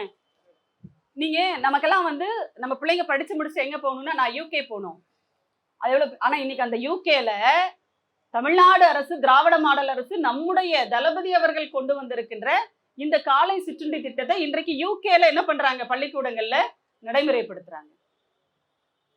அப்ப நம்ம என்ன பண்றோம் அப்படின்னா பிள்ளைகளுக்கு ஒவ்வொன்றா கொடுத்து நம்ம பள்ளிக்கூடத்துக்கு வர வச்சிருக்கோம், சாப்பாடு கொடுத்தோம். சரி, பள்ளிக்கூடம் தூரமா இருக்குங்க, பிள்ளைங்க வந்து நடந்து போறது வைக்கிறதெல்லாம் ரொம்ப கஷ்டம், நான் பஸ் பாஸ் தரேன், இலவச பஸ் பாஸ் தரேன், வர சொல்லுவோம், பிள்ளைய வர சொல்லுவோம். ரைட்டு. மிதிவண்டி தரேன், பஸ்ல வர்றது கஷ்டமா இருக்குதா, நான் மிதிவண்டி தரேன், இலவச மிதிவண்டி தரேன், மிதிவண்டியில வர சொல்லுவோம் பிள்ளைய. ஜாமெட்ரி பாக்ஸ் தரேன், என்னால பாட புத்தகங்கள்லாம் வாங்கி தர முடியாதுங்க, நான் இலவச பாட புத்தகங்கள் தரோம், பிள்ளைய பள்ளிக்கூடத்துக்கு மட்டும் நீ அனுப்பு போதும். ஜாமெட்ரி பாக்ஸ்ல இருந்து பாட புத்தகங்கள் வரைக்கும் இலவசமா நாங்க தரோம். சீருடை தரோம். நல்ல துணிமணி கிடையாது என் பிள்ளைக்கு, என் பிள்ளைய பள்ளிக்கூடத்துக்கு அனுப்புனா மற்ற பிள்ளைங்க நல்ல துணிமணி போட்டிருந்தாங்கன்னா என் பிள்ளை மனசு கஷ்டப்படுங்க. எல்லாருக்கும் ஒரே மாதிரியான சீருடை தரோம், வர சொல்லு பள்ளிக்கூடத்துக்கு. பெண் பிள்ளைகள் மாதவிடாய் நேரங்கள்ல 10, 11, 12 படிக்கிற பிள்ளைகள், இவர்களுக்கெல்லாம் வந்து மாதவிடாய் நேரங்கள்ல பள்ளிக்கூடத்துக்கு வர்றதுக்கு ரொம்ப கஷ்டமா இருக்குதுங்க. ஏன்னா எங்களுக்கெல்லாம் வந்து வீட்டுல கிராமங்கள்ல எல்லாம் இன்னும் பல பகுதிகளில் எப்படிதான் இருக்காங்கன்னா துணியை பயன்படுத்துகிற நிலையில் தான் இன்றைக்கு பெண்கள் இருக்காங்க. அப்படி சொல்லும் போது உடனடியாக தமிழ்நாடு அரசு என்ன செஞ்சதுன்னா, நாங்கள் சானிட்டரி நாப்கின்ஸ் தரோம் அப்படின்ற ஒரு திட்டத்தை அம்மையார் ஜெயலலிதா அவர்கள் கொண்டு வந்தாங்க. இப்ப யார் கொண்டு வந்த திட்டத்தையும் நாம மறைக்கிறதெல்லாம் கிடையாது. ஆனா இதெல்லாம் வந்து அவங்க வேலை. எடப்பாடியோட படம் அச்சிடப்பட்டு இருந்தாலும் கூட அது மக்கள் பணத்தில் அச்சிடப்பட்டது. அதனால அந்த பணத்தை வீணாக்காதீங்க, அந்த புத்தக பைய பிள்ளைகளுக்கு கொடுங்கன்னு சொன்ன பெருந்தன்மையானவர் நம்முடைய முதலமைச்சர். அதேதான் இன்னைக்கு அம்மா உணவகங்களும். அப்ப என்ன பண்ணாங்க அப்படின்னா, அந்த பஞ்சு பட்டைகளை நாங்க கொடுக்குறோம், சானிட்டரி நாப்கின்ஸ் தரோம், பிள்ளைகளை வர சொல்லுங்க. அப்போ ஒவ்வொன்னா பிள்ளைகளை நம்ம பள்ளிக்கூடத்துக்கு கொண்டு வந்து உட்கார வைக்கிறதுக்கு இவ்வளவு திட்டங்களை தீட்டி, அதுலயும் பெண் பிள்ளைகளை நீங்க 10வது 8வது வகுப்பு வரைக்கும் பெண் பிள்ளைகளை தொடர்ந்து பள்ளிக்கூடத்துக்கு அனுப்பிடுங்க. 8வது அந்த பிள்ளை பாஸ் பண்ணிருச்சுன்னு சொன்னா திருமணத்திற்கான நிதி உதவியை தருகிறேன்னு தலைவர் கலைஞர் அவர்கள் கொண்டு வந்தாரு திட்டம் முதல்ல. அதுக்கப்புறம் 10வது வகுப்பு வரைக்கும் படிக்க வச்சிட்டேல்ல, 8 படிக்க வச்சிட்டேல்ல, என் பிள்ளைய 10வது வரைக்கும் கொண்டு வந்துடுறேன்னு சொல்லிட்டு கலைஞர் என்ன சொன்னாரு, 10வது வரைக்கும் வந்தீங்கன்னா இன்னும் கூடுதலாக நிதி தரேன் திருமணத்திற்கு. ஏன்னா இந்தியாவினுடைய இந்த சமூக அமைப்பை பொறுத்தவரை ஒரு பெண்ணை வந்து திருமணம் பண்ணி ஒருத்தன் கையில புடிச்சு கொடுத்துடணும், அப்பதான் வந்து பெற்றவர்களுக்கு நிம்மதி அப்படின்ற மாதிரியான ஒரு சமூக அமைப்பு தான் இது. என்ன சொல்லுவாங்க, வயசு பொண்ணை வீட்டுல வச்சிட்டு இருக்கிறது வயிற்றுல நெருப்ப கட்டிட்டு இருக்கிற மாதிரி. ஆனா யாருமே என்ன சொல்றதுல, வயசு பையனை வீட்டுல வச்சிருக்கிறது நெஞ்சில நெருப்ப கட்டிட்டு இருக்கிற மாதிரின்னு யாரும் சொல்றது கிடையாது. அப்ப என்னன்னா, பெண்களினுடைய ஆகச்சிறந்த ஒரு இலக்கு அப்படிங்கிறதே திருமணம் செய்து குழந்தைகளை பெற்றுக்கொண்டு செட்டில் ஆகிறது. இதுதான் வந்து அவர்களை பொறுத்தவரை செட்டில் ஆகிறது. ஆனா இது ஒரு ஆண் குழந்தைக்கு செட்டில் ஆகுறதுன்னா என்ன, அவன் படிக்கணும், வேலைக்கு போகணும், நல்லா சம்பாதிக்கணும், சொந்த கார் வாங்கணும், வீடு வாங்கணும், இதுதான் வந்து ஒரு ஆண் பிள்ளைக்கான செட்டில்மெண்ட், அதாவது செட்டில் ஆகுறது லைஃப்ல. ஆனா வாழ்க்கையில எவனும் கடைசி வரைக்கும் செட்டில் ஆகவே முடியாதுங்கிறது வேற. ஏன்னா நீ முதல்ல சம்பாதிச்சு ஒரு மாருதி கார் வாங்கினேன்னு வச்சுக்கோயேன், அடுத்ததான் உன்னோட ஆசை எங்க போகும், பா இன்னும் வாங்கலாம், அடுத்து ஒரு BMW இல்லையா, ஒரு சிங்கிள் பெட்ரூம் வீடு வாங்கிட்டோம் அப்படின்னா அடுத்த இலக்கு எங்கவா போகும், அடுத்து ஒரு டபுள் பெட்ரூம். புள்ள குட்டின்னு ஆயிடுச்சுன்னா சிங்கிள் பெட்ரூம் பத்தாது, அப்ப என் பிள்ளைக்கு தனியா ஒரு ரூம் தரணும், அப்ப எனக்கு வந்து என்ன வேணும், ஒரு டபுள் பெட்ரூம் வீடு வேணும். அப்போ செட்டில் அப்படிங்கிறது எங்க வரும், சாகுற வரைக்கும் வராது. ஆனா இவங்க என்ன பண்ணுவாங்க, பெண்களுக்கான அதிகபட்சமான செட்டில் அப்படிங்கிறதே வாழ்க்கையில திருமணம் செய்து கொடுத்தல் அப்படின்றதான். இன்னைக்கு நம்ம தமிழ்ல தொலைக்காட்சிகள்ல வர நாடகங்கள்லயே பாத்தீங்க அப்படின்னா முழுக்க அந்த திருமண இதுதான் வந்து இலக்கா இருக்கும்.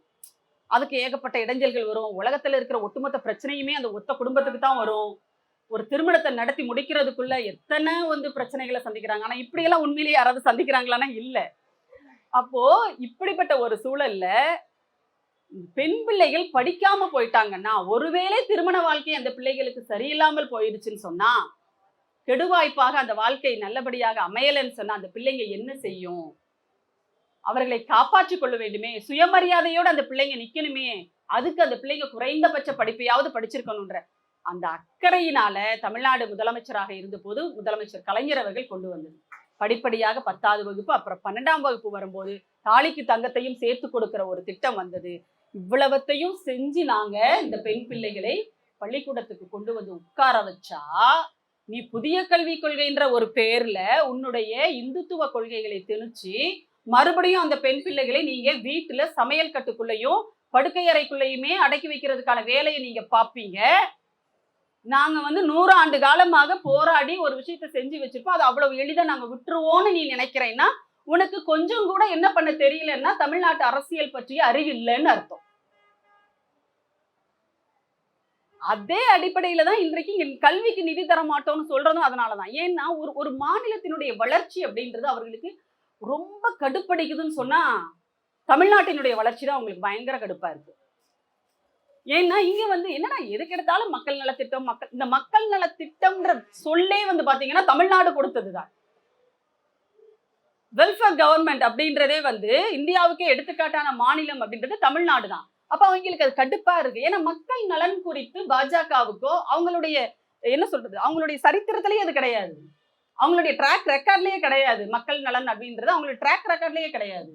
அப்ப என்ன பண்றாங்க, யாராவது மக்கள் நலன் அப்படின்னு பேசினாங்கன்னா அவங்க எல்லாம் இவர்களுக்கு தேச விரோதிகள்.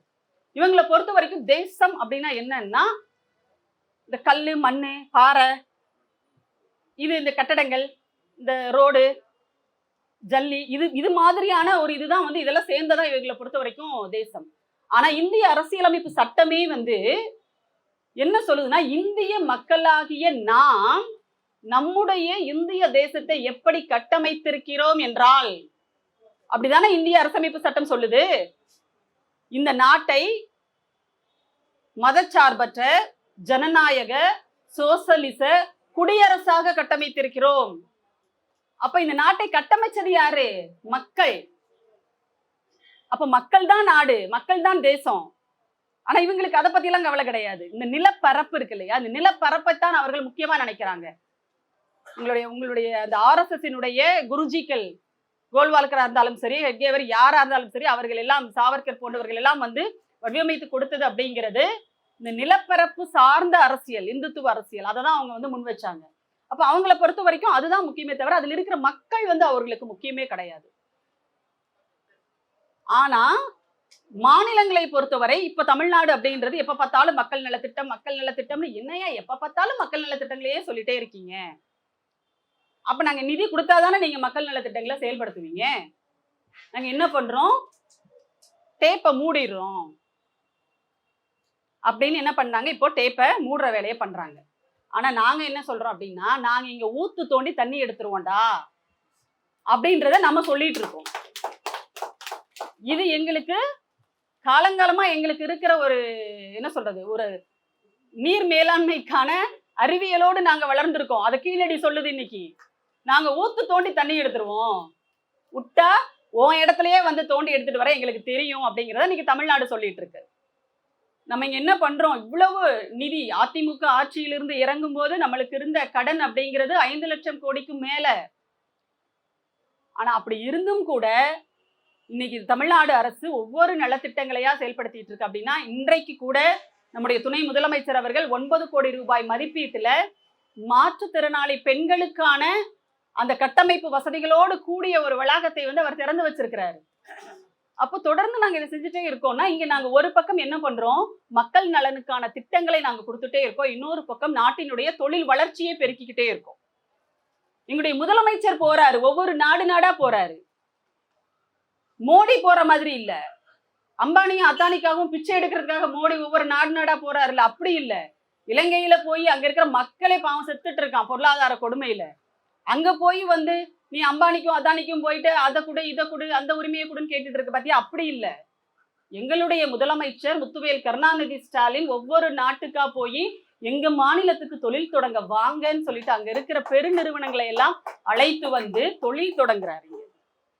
எல்லோரும் வந்து விரும்பி வர்றாங்க. இங்க நீங்க யோசிச்சு பாருங்க, இங்க இருந்து கடந்த ஆட்சி காலத்தில் இங்க நடந்த அந்த கமிஷன் கொள்ளையினால இங்க இருந்து போன அத்தனை நிறுவனங்களும் இன்றைக்கு விரும்பி வர்றாங்க. ஏன்னா ஒரு சூழல் இங்க உருவாகி இருக்கிறது, தொழில் தொடங்குவதற்கான ஒரு நல்ல சூழல், வெளிப்படையான ஒரு சூழல் இங்க உருவாகி இருக்கிறதுனால திரும்ப வர்றாங்க அந்த நிறுவனங்கள் எல்லாம். அப்போ ஒரு பக்கம் தொழில் நிறுவனங்கள் வருது, அப்ப அதுக்கான என்ன சொல்றது ஒரு திறன்மிக்க தொழிலாளர்களை உருவாக்கணும், திறன்மிக்க அதிகாரிகளை நாம உருவாக்கி தரணும்.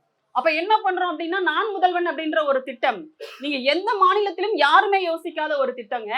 அந்த நான் முதல்வன் திட்டத்தின் மூலமாக ஸ்கில் டெவலப்மெண்ட் ட்ரைனிங் கொடுக்குறாங்க, ஸ்கில் ட்ரைனிங் கொடுக்குறாங்க. யார் யாருக்கு எந்தெந்த துறைகளில் விருப்பமோ அந்த துறைகளில் அரசு பள்ளிகளில் படிக்கிற மாணவர்களை வந்து அதை ட்ரெயின் பண்ணி ஒரு பக்கம் வந்து நம்ம என்ன பண்றோம், அந்த மேன் பவரை வந்து நம்ம ஒரு பக்கம் அதிகரிச்சுக்கிட்டே இருக்கோம். அப்ப எல்லா பக்கமும் நாம சமமாக வளர்ச்சியை நம்ம கொண்டு வந்துட்டே இருக்கோம். பள்ளிக்கூடங்கள்ல அங்க போய் என்ன பண்றாரு, AI ஆர்டிபிஷியல் இன்டெலிஜென்ஸ், அதுதான் இன்னைக்கு அடுத்த கட்டத்துக்கு இந்த உலகத்தை எடுத்துட்டு போகுது.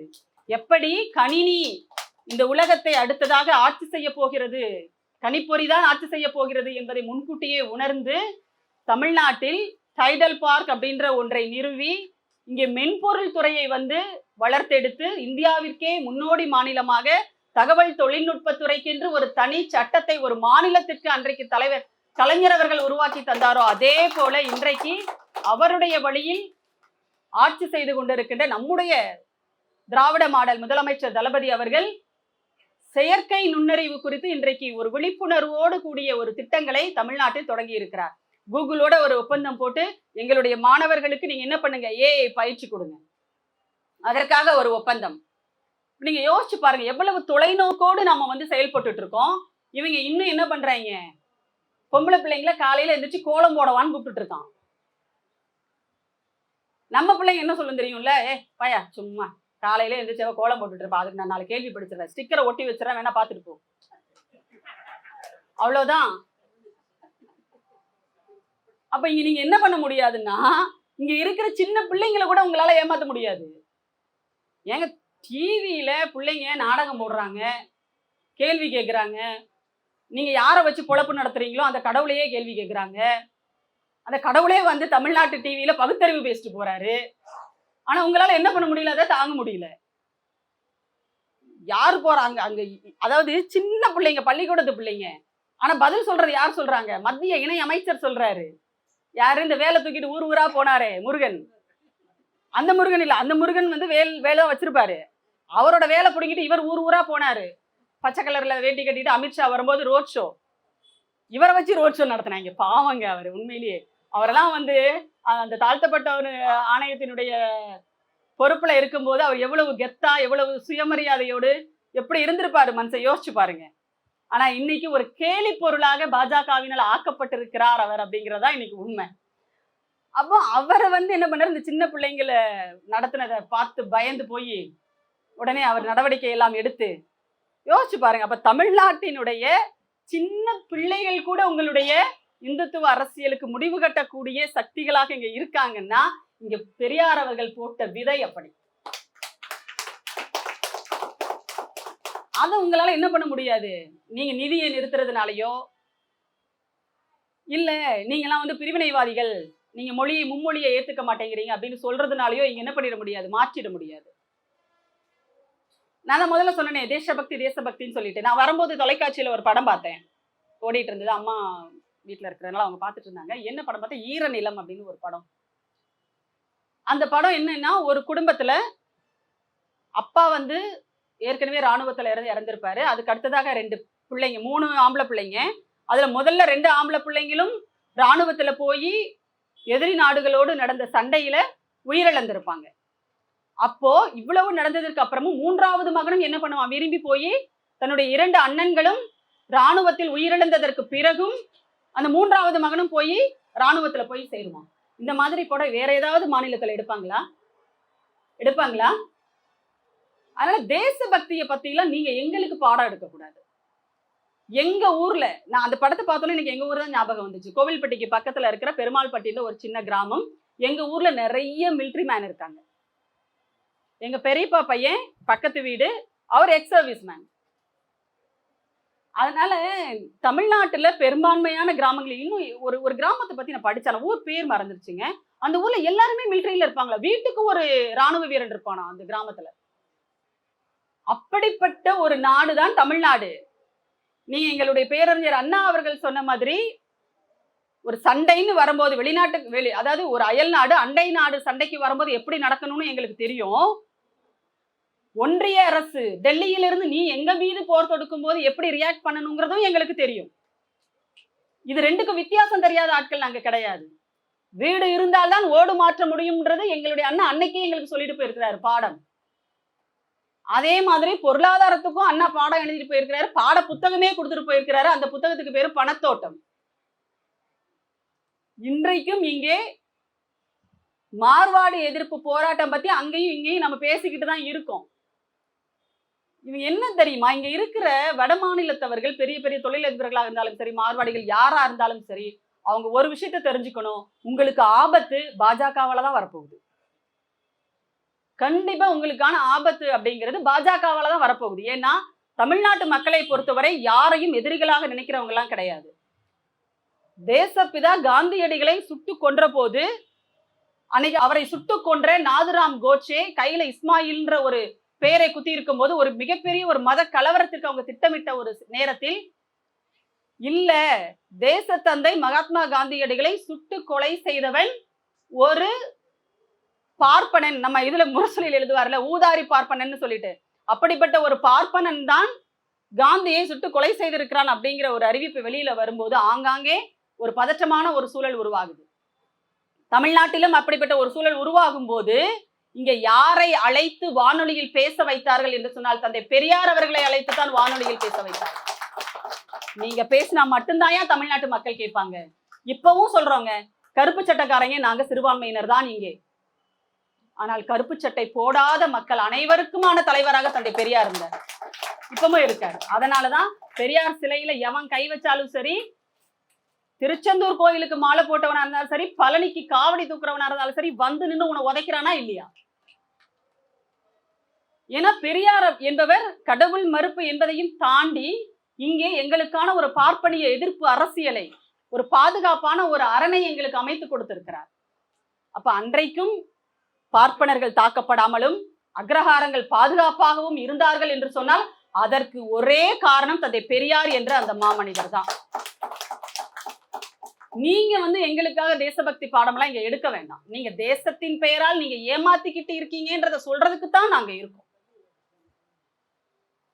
இப்ப பொருளாதார நெருக்கடிக்குள்ள கொண்டு வந்து தமிழ்நாட்டை எப்படியாவது தள்ளிடணும் அப்படின்னு அவங்க பாக்குறாங்க. அது எதுல கை வைக்கிறாங்கன்னா, நம்முடைய முதலமைச்சர் அவர்கள் சொன்ன மாதிரி பிள்ளைகளினுடைய கல்விக்கு சேர வேண்டிய நிதியில் கை வைக்கின்ற அளவிற்கு நெஞ்சில் ஈரம் இல்லாதவர்கள், இதயம் இல்லாதவர்களின் கைகளில், கொடூரமானவர்களுடைய கைகளில் இந்த நாடு சிக்கிக் கொண்டிருக்கிறது. ரொம்ப தெளிவா அழகா சொன்னாரு. எங்களுடைய வரிப்பணத்தை தான் நாங்க கேட்கிறோம். என்றைக்குமே தமிழ்நாடு யாரிடமும் எதற்காகவும் கையேந்தி நின்னதே கிடையாது. திராவிட இனத்தவர்களான எங்களுக்கு இந்த நாட்டிற்கு மட்டுமல்ல, இந்த உலகத்திற்கே சொல்வதற்கு சிறப்பான கருத்துகள், சிந்தனைகள், தனித்துவமான சிந்தனைகள் எங்களிடம் இருக்கின்றன என்று அன்றைக்கு அண்ணா நாடாளுமன்றத்துல சொன்னாருல்ல. அதனால எதை குறித்தும் ஒரு நாகரிகமா இன்னைக்கு நாங்க தான் முன்னாடி நிக்கிறோம். இந்தியாவினுடைய நாகரிகம் என்பது மட்டும் இல்ல, இன்றைக்கு உலகத்திற்கே முன்னோடியான நாகரிகமாக தமிழ்நாடு தான் இருக்கிறது. தமிழ் நிலப்பரப்பு தான் இருந்திருக்கிறதுன்றதுக்கான ஆதாரத்தை இரும்பு காலம் தொடங்கி தமிழ்நாடு முதலமைச்சர் அவர்கள் இன்னைக்கு உலகத்திற்கே பிரகடனப்படுத்தி இருக்கிறார். அதையும் சும்மா எல்லாம் கிடையாது. நீங்க சொல்ற மாதிரி பூமிக்கடியில நதி ஓடுதுல நாங்க கதையெல்லாம் விடல. இது ஆதாரபூர்வமாக கார்பன் டேட்டிங் என்று சொல்லப்படுகின்ற அறிவியல் பூர்வமான ஆய்வுகளின் மூலமாக இன்றைக்கு தமிழ்நாடு முதலமைச்சர் அவர்கள் உலகத்துக்கே பறைசாற்றி இருக்கிறார். நாகரிகத்தில் முந்தியவர்கள் தமிழர்கள் அப்படின்றது. இது என்ன உண்மை தெரியுமா? ஒரு பக்கம் இதை பெருமையா எடுத்து இந்த கண்ணோட்டம், தமிழர் தேசிய என்ன கண்ணோட்டம், அது தமிழர் கண்ணோட்டம், தமிழர் தேசிய கண்ணோட்டம், அந்த புத்தகம் ஒண்ணு வருது. அந்த சீமானுக்கு ஆசானா ஒருத்தர் இருக்காரு இல்லையா, அவர் நடத்துற அந்த பத்திரிகை அது தமிழர் கண்ணோட்டம். ஏன்னா கருப்பு சட்டக்காரங்களை பத்தி நல்லாவே தெரியும் எனக்கு. ஏன்னா எந்த அளவுக்கு உண்மை, பெரியார் பிஞ்சு, விடுதலை, குடியரசு, நம்ம முரசொலியெல்லாம் படிக்கிறோமோ அதே அளவுக்கு நம்ம விஜயபாரதத்தையும் படிப்போன்றது எனக்கு தெரியும். அதனால தமிழர் கண்ணோட்டம் நீங்க சொன்னா கரெக்டா தான் இருக்கும். அந்த பத்திரிகையில் என்ன பண்றாங்கன்னா, இரும்பு காலம் பற்றிய அந்த இதை பெருமையா எடுத்து போட்டுட்டு இன்னொரு பக்கம் ஈவேராவின் பிம்பம் உடைபடுகிறதுன்னு சொல்லிட்டு ஒரு செய்தியை கீழே போடுறாரு. தெரியாம தான் கேட்கிறேன், அந்த தமிழர்களினுடைய பெருமையை பறைசாற்றுகின்ற இரும்பு காலம் குறித்த ஆய்வை வெளியில் கொண்டு வந்தது எந்த ஆட்சி? எந்த ஆட்சி? தந்தை பெரியார் அவர்களுடைய வழியில் பெரியார் திரள் தான் என்னை வழிநடத்துகிறது என்று தான் கட்சியினுடைய தலைவராக பொறுப்பேற்றுக் கொண்ட போது அறிவித்த திராவிட மாடல் நாயகருடைய ஆட்சியில தான் இது நடந்திருக்கு. அப்போ நீங்க உங்க பத்திரிகையில எழுதுற செய்திக்கே உண்மையா இல்ல அப்படிங்கிறதா இதுல தெரியுது. அப்ப நீங்க என்னதான் நீங்க இது எல்லாத்தையும் போட்டு அடைச்சா கூட அனைத்திலும் நாங்கள் நாகரிகத்தில் கூட நாங்கள் முன்னணியில் தான் இருக்கிறோம். யார்கிட்டையும் நாங்க போய் கையேந்த வேண்டிய தேவை எங்களுக்கு இல்லை. நிதி உட்பட இன்றைக்கு அந்த நிதி ஆதாரத்தை பெருக்குகின்ற நல்லா தெரியும். நம்முடைய தமிழ்நாட்டினுடைய முதலமைச்சர் அவர்களுக்கு நல்லாவே தெரியும். நம்ம நினைச்சிட்டு இருந்த ஒரு 10 ஆண்டு காலம் எதிர்கட்சி தலைவராக இருந்தான்னு சொல்லிட்டு 10 ஆண்டு காலம் அவர் மனதுக்குள் தமிழ்நாட்டினுடைய முதலமைச்சராகவே இருந்து என்னெல்லாம் நான் முதலமைச்சரானால் இந்த நாட்டுக்கு செய்யணுன்ற திட்டமிடலோடும் நான் எதையெல்லாம் செஞ்சா ஒன்றியத்தில் ஒருவேளை கெடுவாய்ப்பாக இவர்கள் எல்லாம் நீடித்தால் என்னெல்லாம் செய்வாங்க அப்படிங்கிற ஒரு முன்னெச்சரிக்கையோடும் கூட அவர் திட்டமிட்டதனுடைய விளைவுதான் முதலமைச்சராக பொறுப்பேற்றதிலிருந்து தமிழ்நாட்டினுடைய தொழில் வளங்களை பெருக்குவதில் அவர் கவனம் செலுத்தினார். அதனாலதான் இன்றைக்கு நம்முடைய அந்த பொருளாதாரத்தை நம்மால் என்ன பண்ண முடியுது? நீ நிதி கொடுக்காட்டா கூட எங்களுடைய பிள்ளைகளுக்கு, பள்ளி பிள்ளைகளுக்கு எங்களுக்கு நாங்க என்னெல்லாம் செய்யணுமோ அதெல்லாம் தொடர்ந்து நாங்க கொடுத்துக்கிட்டே இருப்போம். எக்காரணத்தை முன்னிட்டும் பள்ளி கல்விக்கான திட்டங்களை நாங்கள் நிறுத்த மாட்டோம் சொல்லிட்டு இன்றைக்கு நம்முடைய பள்ளிக்கல்வித்துறை அமைச்சர் அன்பில் மகேஷ் பொய்யாமொழி அவர்கள் அழுத்தம் திருத்தமா சொல்றாரு. எப்படி சொல்ல முடியுது அது அப்படின்னா, எங்களுடைய தேவைகளை நாங்கள் எங்கள் தமிழ்நாட்டை தற்சார்புள்ள நாடாக, தற்சார்புள்ள மாநிலமாக நாங்கள் உருவாக்கி கொண்டிருக்கிறோம் அப்படிங்கிறதா இதுல இருந்து தெரியுது. இன்னைக்கு நம்ம உலக முதலீட்டாளர்கள் மாநாடெல்லாம் நடத்தும் போதுதான் மோடிக்கு வருது, அங்க உதிக்குது. ஓ இப்படி கூட பண்ணலாம் போல இருக்கு அப்படின்னு சொல்லிட்டு அவங்க என்ன பண்றாங்க, குஜராத்ல அங்கங்க நடத்த ஆரம்பிக்கிறாங்க. அப்ப உங்களுக்கே வழிகாட்டுகிற இடத்துல நாங்க இருக்கும்போது நீங்க என்னதான் முயற்சி பண்ணாலும் இங்க உங்களுடைய பப்பு வேகாது. அதுதான் உண்மை. வேணா நீங்க முயற்சி பண்ணி பாருங்க.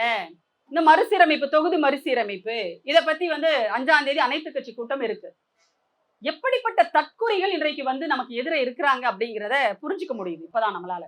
ஏன்னா அந்த இவர் பாஜகவோட தலைவர் இருக்கார் இல்லையா, தமிழ்நாட்டினுடைய பாஜக தலைவர் அண்ணாமலை, அவருக்கு நம்ம அமைச்சர் சேகர் பாபு அவர்கள் புதுசா ஒரு பேர் கொடுத்திருக்கிறாரு, டூப்பு போலீஸ். டூப்பு போலீஸ், கர்நாடகா டூப்பு போலீஸ். அவரு இது கர்நாடகாவுக்கு வேற கெட்ட பேரு பாருங்க பாவம். எப்படி எடப்பாடியால எடப்பாடிக்கு கெட்ட பேரோ அந்த மாதிரி இவரால கர்நாடகாவுக்கும் கெட்ட பேர். அந்த டூப்பு போலீஸ் செய்தியாளர் சந்திப்புல கேக்குறாங்க, நீங்க இப்ப இங்க கிட்ட இவ்வளவு சொல்றீங்களே, அறிக்கையா கொடுக்குறீங்களே, ஏன் தொகுதி மறுசீரமைப்புல கலந்துக்கல, அந்த அனைத்து கட்சி கூட்டத்துல கலந்துக்கலன்னு நீங்க அதுலயே கலந்துக்கிட்டு உங்களுடைய கருத்துக்களை நீங்க அடுத்தவன் எடுத்து சொல்லலாமே கேட்கும்போது அவர் சொல்றாரு, ஒரு கல்யாணத்துக்கு அழைக்கிறாங்கன்னா பொண்ணு யாரு மாப்பிள்ளை யாருன்னு தெரிஞ்சுக்கிட்டு தானே போக முடியும், இவங்க எதுக்காக கூட்டம் நடத்துறாங்கன்னே தெரியல. இது எல்லாம் என்ன பேச்சியா இதெல்லாம்?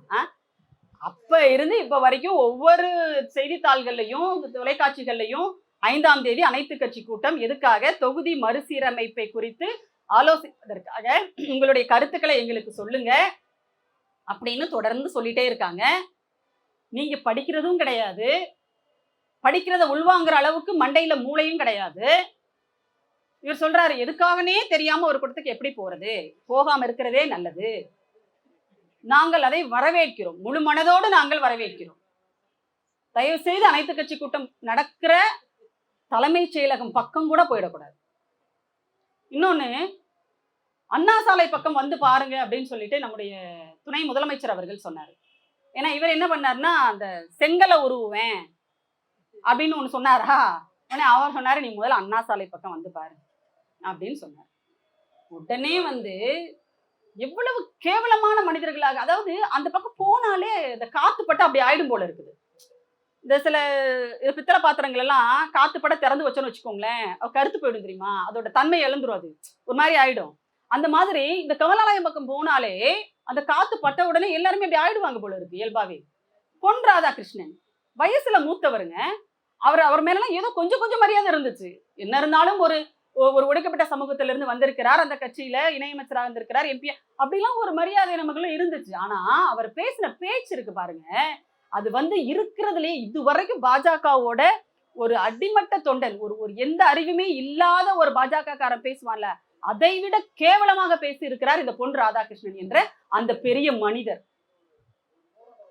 அப்ப நீ அண்ணா சாலை பக்கம் நீ வரக்கூடாதுன்னு சொன்னா, அப்ப அறிவாலயம் அந்த பகுதி என்ன ரெட் லைட் ஏரியாவான்னு கேட்கிறாரு. இல்ல சோறுதான், வேணாம் விடுங்க. இது அதான் அந்த மாட்டு மூத்திரம் குடிக்கிறவங்களுக்கும் சாணி கரைச்சு குடிக்கிறவங்களுக்கும் வேற என்ன பேசுறதுக்கு தெரியும். இப்படி ஒரு வார்த்தையை அவர் எப்படி பேச முடியுது அவரால நமக்கு புரியல.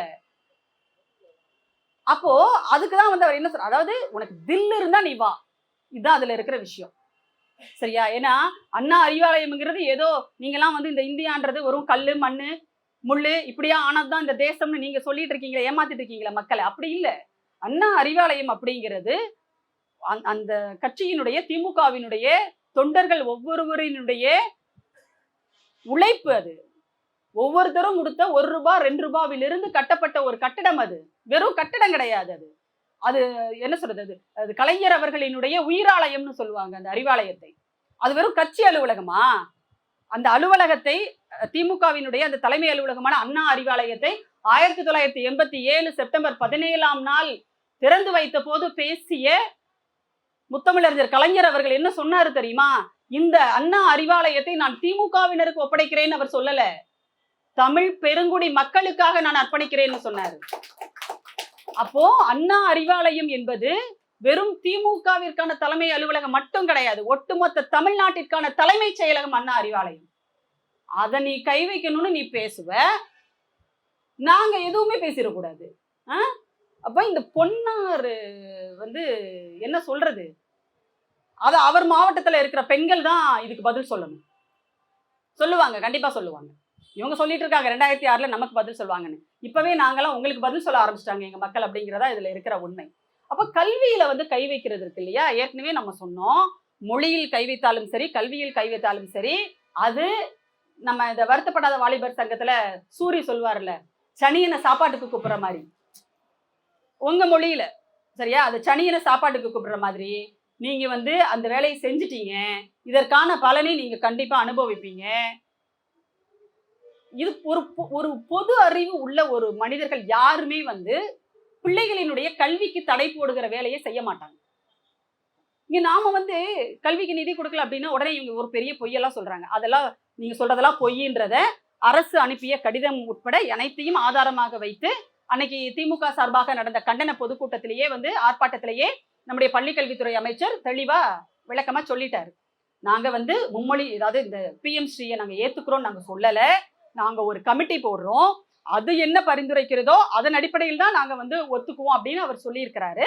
அதற்கப்புறமா அந்த கமிட்டி வேணா, பிஎம் ஸ்ரீ பள்ளி நமக்கு தேவையில்லை, அது மும்மொழி கொள்கையை மறைமுகமாக நம்ம கிட்ட திணிக்கிறது, அது நம்முடைய தமிழ்நாட்டினுடைய கொள்கைக்கு எதிரானது, சட்டத்திற்கு எதிரானது அப்படின்னு சொல்லிட்டாங்க. அதனால எங்களுக்கு அதுல விருப்பம் இல்லைன்னு சொல்லிட்டு சொல்லியாச்சு. அதுக்கப்புறமும் நீங்க திரும்ப திரும்ப பொய்களையா சொல்லிக்கிட்டு நீங்க அதுல கையெழுத்து போடல, அதனாலதான் நாங்க காசு தரல, இதுல வந்து ஆசை காட்டுறாங்க. நாங்க 5000 கோடியை இழந்து விட்டது தமிழ்நாடு. தமிழ்நாடு முதலமைச்சர் திருப்பி அடிச்சாரா, நீ 10,000 கோடி கொடுத்தாலும் பரவாயில்ல, நாங்க இதை ஏத்துக்க மாட்டோம். என்னுடைய பிள்ளைகளின் எதிர்காலத்தை பாழாக்குகின்ற இந்த செயலை செய்கின்ற பாவத்தை நான் ஒரு நாளும் செய்ய மாட்டேன். இப்படிப்பட்ட ஒரு முதலமைச்சர் எங்களுக்கு இருக்கும்போது நீ நிதி கொடுக்கலன்ற பூச்சாண்டி எல்லாம் காட்டுனா நாங்க பயந்துருவோமா? அப்ப தொடர்ந்து சொல்லிட்டு இருக்கோம், எங்களுக்குன்னு ஒரு மொழி, ஒரு பாடத்திட்டத்தை நாங்க உருவாக்குறோம், ஒரு கமிட்டி போட்டிருக்கோம், நாங்க உருவாக்கிட்டோம், அதை நாங்க செயல்படுத்த போறோம், உன்னுடைய புதிய தேசிய கல்விக் கொள்கை தேவையில்லை, இது எல்லாத்தையுமே நாங்க தெளிவா சொல்லிட்டு இருக்கோம். ஆனா நீ திரும்ப திரும்ப உன்னுடைய பழைய பல்லவியே பாடிட்டு இருக்க. ஏன்னா உனக்கு பழசை தவிர வேற எதுவுமே தெரியாது, உனக்கு முன்னோக்கி பார்க்க தெரியாது, ஒரு நவீனத்துவத்தை ஏத்துக்க தெரியாது, ஒரு அறிவியலை உன்னால ஏத்துக்க முடியாது, கொண்டாட தெரியாது. ஆனால் நாங்கள் அப்படி அல்ல.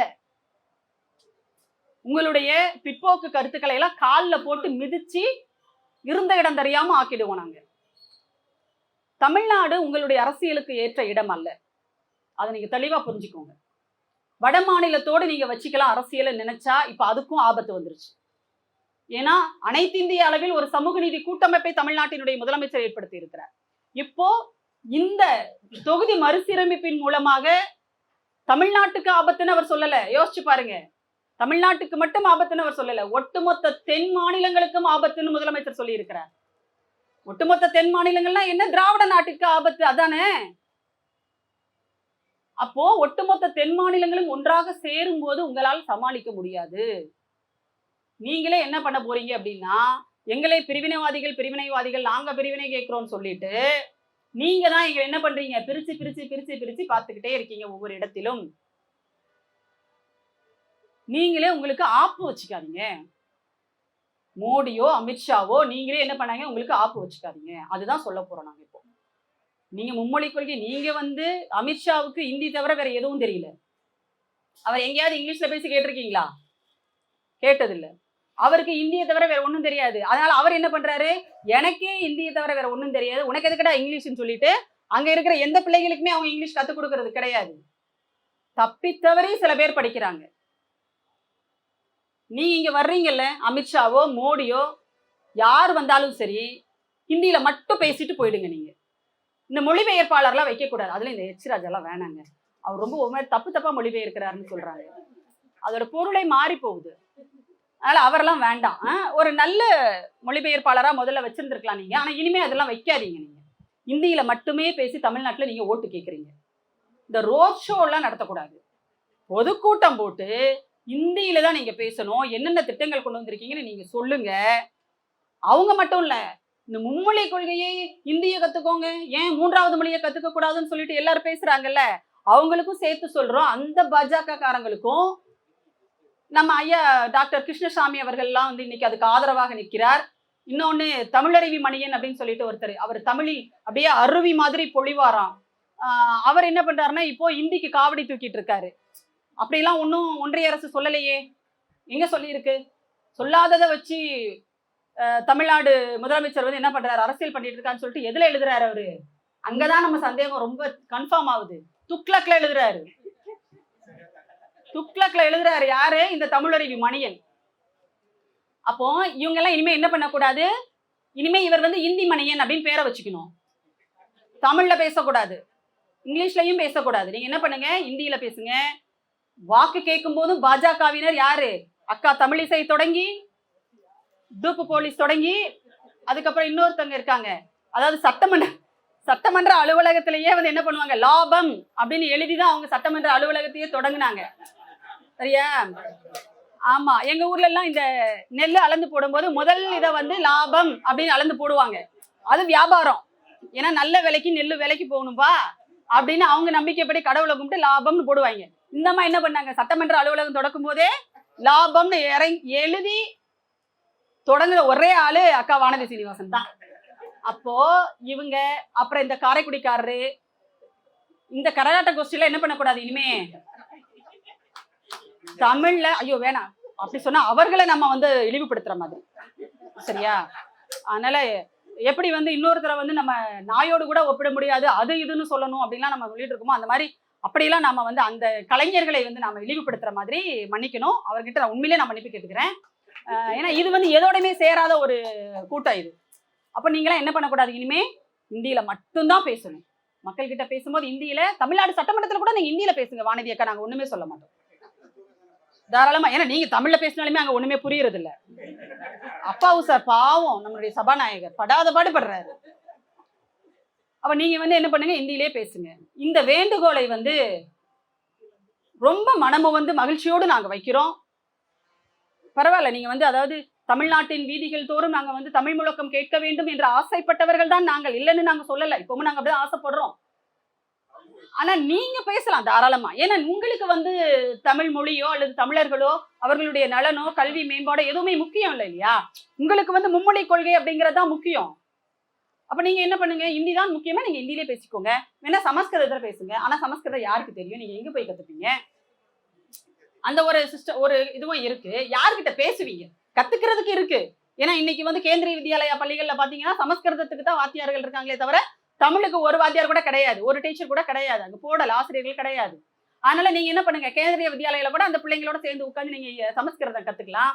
ஆனா ஒரு காலத்துல, நான் தெரியாம தான் கேட்கிறேன், ஒரு காலத்துல வானதி சீனிவாசன் அவர்களினுடைய சமுதாயத்தினரா இருக்கட்டும், அல்லது இன்னைக்கு வந்து வாய் கூசாம ஒரு வார்த்தையை பேசினாரே அந்த பொன்னார், அந்த பெரிய மனிதர், அவருடைய சமுதாயத்தினர் ஆகட்டும், நீங்களாம் சமஸ்கிருதம்ன்ற சொல்லையாவது வாயால சொல்ல முடியுமா? இழுத்து வச்சு நாக்கு அறுத்துருவான். அப்படி இருந்த ஒரு சமூகத்தில் இன்றைக்கு பொன்னார் வந்து இங்கிலீஷ்ல பேசி நீங்க நாடாளுமன்றத்துல எம்பியா இருந்தீங்கன்னா எதனால? திராவிட இயக்கங்களினுடைய போராட்டத்தால, பேரறிஞர் அண்ணா அவர்கள் கொண்டு வந்த இருமொழி திட்டத்தினால. நன்றி கெட்டவங்க அவங்க எல்லாம். இன்னைக்கு நீங்க வந்து தமிழ்நாட்டு பாஜகவினர் நன்றி கெட்ட கூட்டம் இந்த தமிழ்நாட்டு பாஜக கூட்டம். ஏன் சொல்றேன்னா, மேற்கு வங்கத்தில் இருக்கிற பாஜகவினுடைய மூத்த தலைவர் ஒருத்தர் வந்து அஜய் கோஷ் அப்படின்னு கோஷ் தான் வரும், பட் அஜயா என்னன்னு தெரியல, சரியா மறந்துட்டேன். அவர் என்ன சொல்றாரு அப்படின்னா, மேற்கு வங்கத்தினுடைய மொழியான பெங்காலி வரலாற்று சிறப்புடையது, தொன்மையானது. ஆனா இன்னைக்கு பெங்காலியில மேற்கு வங்கத்துல என்ன நடக்குதுன்னா, நடக்கிற அத்தனை பண்பாட்டு நிகழ்ச்சிகளிலும் இந்தி பாடல்கள் தான் ஒலிக்குது. நாடகங்கள் எல்லாம் இந்தியா தான் இருக்கு, திரைப்படங்கள் இந்தியா இருக்கு, பெங்காலி மொழி அழிஞ்சிட்டு இருக்கு. அந்த மக்களை பார்த்து சொல்றாரு, உங்களுடைய வேர்களை நீங்கள் இழந்து விடாதீர்கள். அப்ப வேர்களை இழந்து விடாதீர்கள்னா என்ன அர்த்தம்? உன்னுடைய தாய்மொழியை நீ விட்டுறாத, இந்தி அந்த இடத்துல வந்து அழிக்க பாக்குது அப்படின்னு அவர் எச்சரிக்கை கொடுக்கிறார். யாரு? பாஜகவுடைய மூத்த தலைவர் ஒருவர் மேற்கு வங்கத்துல. மகாராஷ்டிராவினுடைய முதலமைச்சர் தேவேந்திர பட்னாவிஸ், உங்களுடைய பாஜக முதலமைச்சர், அவர் என்ன சொல்றாரு? மகாராஷ்டிராவில் இருக்கிற அரசு அலுவலகங்களில், அது ஒன்றிய அரசு அலுவலகமாக இருந்தாலும் சரி, மாநில அரசு அலுவலகமாக இருந்தாலும் சரி, ஊழியர்கள் அதிகாரிகள் ஒருவருக்கொருவர் பேசிக் கொள்ளும் போது மராட்டிய மொழியில் தான் பேச வேண்டும்னு ஒரு சுற்றறிக்கை விடுறாரு.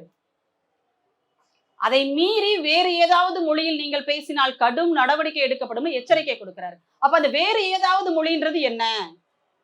இந்தி. இந்தியில் பேசினால் கடும் நடவடிக்கை எடுக்கப்படும் என்று உங்களுடைய பாஜகவை சேர்ந்த மகாராஷ்டிராவினுடைய முதலமைச்சர் தேவேந்திர பட்னாவிஸ் சொல்றார். அவருக்கு நன்றி இருக்கு. அவர் தன்னுடைய தாய்மொழிக்கு, தான் பிறந்த மாநிலத்திற்கு நன்றியுடையவராக இருக்கிறார். ஆனா இங்க இருக்கிற இந்த டூப்பு போலீஸும் தமிழிசை அவர்களும் அந்த பொன்னாரும் நன்றி கெட்டவர்களாக இருக்காங்க. அதனாலதான் என்ன பண்றாங்க?